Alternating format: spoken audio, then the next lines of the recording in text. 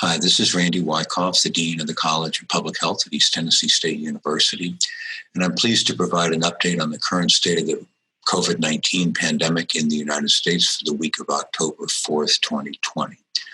Before we start, I'd like to extend our very best wishes for a fast and complete recovery to the President, the First Lady, and to all the people in our country and around the world affected by this pandemic. As we've said before, the pandemic was a little bit later hitting the United States than in other countries, but it grew fairly quickly, such that by mid-April, we had about 35,000 deaths in our country. It hit 100,000 just a month and a half later, and has been growing inexorably ever since. And this week has passed 200,000 deaths in our country,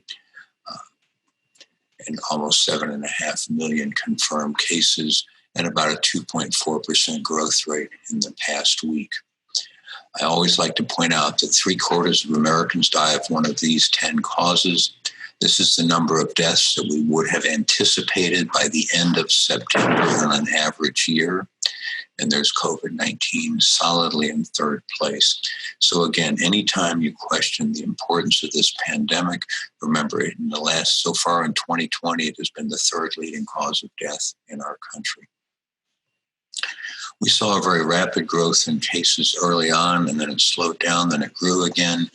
Cases are always difficult to follow because they're dependent on how many tests that you do. But if you look at deaths, we saw this very rapid growth in March and April. Then it slowed down. Then it grew again in early July and seems to be leveling off in terms of daily deaths. But again, it's important to remember that the pandemic is affecting different parts of the United States differently.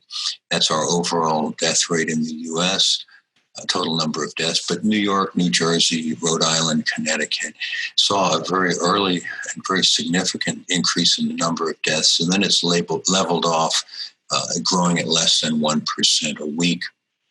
Conversely, there are states like Virginia that appear to be slowing down, Tennessee that's still growing, and then states like Arkansas that are growing even more rapidly. If you look at it a little bit differently, early on, the pandemic was doubling in number of deaths every week. It's been coming down to about 2.4%. We'd like to see it get well below 1%. So this tells me that it's still spreading in parts of the country. If you look at a map of the U.S., this is all of the cases that have been reported around the country. And then now in purple, I'm going to show the ones just in the last 2 weeks. And you'll see a clustering now in rural parts of Wisconsin, North and South Dakota, Nebraska, Arkansas, Oklahoma, and so on. There's a great deal more information about COVID-19 on the College of Public Health website. But it's important to remember that this is still an evolving pandemic. People are getting infected. People are getting sick. People are dying around the country, around the world. We're not past the worst of it yet. And even though it's slowing down, we still have a way to go before it levels off. If you know anyone who'd like to be added to our mailing list, please let us know. As always, I'd like to thank Melissa White for producing this week's slides and Dara Young for editing, producing, and posting them.